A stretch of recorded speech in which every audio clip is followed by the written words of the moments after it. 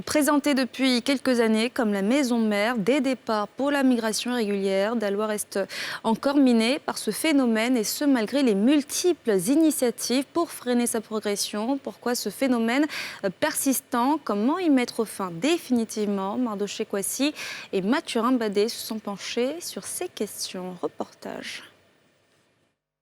Daloa, capitale du centre-ouest de la Côte d'Ivoire. Dans cette cité, les jeunes déscolarisés, sans emploi et sans qualification, n'ont pas d'autre alternative en termes de sources de revenus que le transport et le commerce. Et pour ceux qui n'y arrivent pas avec ces deux activités, le choix est vite fait de tenter l'aventure de la migration irrégulière. Nous tous, on converge peut-être après l'école, on converge vers ici. S'il n'y a plus de possibilité à l'école, on converge vers le black market. Puisqu'on n'a pas appris le métier. Le décapissement du premier black market, c'était en 2010. Depuis ce jour, vraiment, il faut dire qu'on n'a plus un site, donc ce qui fait que vraiment les jeunes prennent un peu leur argent et puis ils s'en donnent à l'immigration. La majorité de ceux qui quittent ici, en général, n'arrivent pas à destination. Diaby Mohamed, lui, a choisi de s'investir dans le commerce de téléphones portables. Mais les choses ne vont pas se passer comme il les avait prévues. Il décide alors d'aller voir ailleurs. Une aventure périlleuse qui s'est soldée par un échec. Revenu il y a à peine 2 mois, il semble ne plus être disposé à recommencer au vu du péril auquel il a été exposé, tout comme d'autres jeunes qui ont tenté l'expérience. Il y a un lundi, ils ont fait sortir une autre convoi. Maintenant, en partant, le bateau était percé. Il y a eu des morts. Moi-même, il y a un ami, lui-même, il est mort dans mes bras même. Ce qu'il peut dire à la jeunesse, nos gars essayent de rester au pays, ils vont travailler. Sinon, aventure là, c'est pas à faire. En fait, nous, on ne savait pas ce qui nous attendait.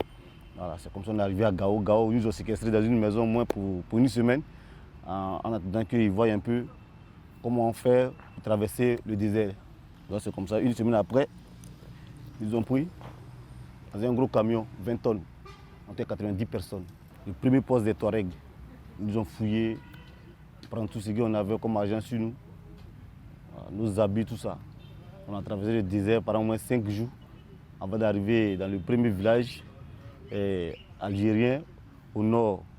Là-bas encore, on nous a vendus en route à la main des Arabes pour qu'on puisse travailler pour eux. C'était si on a essayé de partir un peu en Libye, ça n'allait pas. Je suis revenu encore en Algérie. Moi, j'ai dit franchement, j'en ai marre. Voilà, j'en ai marre. Je ne pensais pas que ça allait être comme ça. Je ne regrette pas mon retour dans mon pays ici. Je ne regrette pas. En fait, quand quelque chose arrive là, ça arrive. On avait essayé de tenter une fois. Si ça passait, ça passait. Mais franchement, je préfère la Côte d'Ivoire. Malgré toutes ces mauvaises expériences, des jeunes de la cité des Antilopes continuent de tenter l'aventure de la migration irrégulière. Ces jours-ci, le phénomène a repris encore, mais sous haute forme.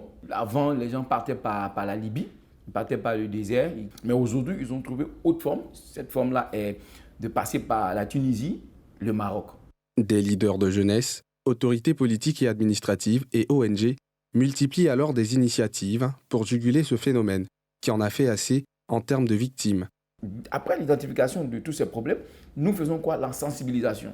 Voilà, nous les sensibilisons sur les dangers et les risques liés à la question même de la migration irrégulière. Après la sensibilisation, nous essayons de voir maintenant et les structures étatiques et les structures, spécialisées dans ce domaine-là avec les ONG pour voir qu'est-ce qu'il y a actuellement dans le panier par rapport aux jeunes.